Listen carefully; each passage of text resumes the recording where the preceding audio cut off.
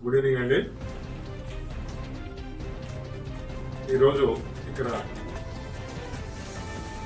ఈ సమావేశం ఏర్పాటు చేయడానికి ఉద్దేశం ఏంటంటే మా మాతూరు సిఐ గారు తన సిబ్బందితోటి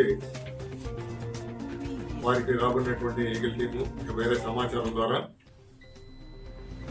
మన టోల్ ప్లాజా దగ్గర స్విఫ్ట్ డిజైర్ కారులో ప్రయాణిస్తున్నటువంటి ఇద్దరు వ్యక్తులు, వారితో పాటు ఉన్నటువంటి 25 గంజాయి ప్యాకెట్లను సీజ్ చేయడం జరిగింది. దీనికి సంబంధించి అబ్దుల్ అజీజ్ అని బెంగళూరులో నివాసం ఇతను షేక్ ఫర్జానా బేగం అనేవాడు నెల్లూరులో ఉండేటువంటి ఈవిడతోటి సహజీవనం చేస్తూ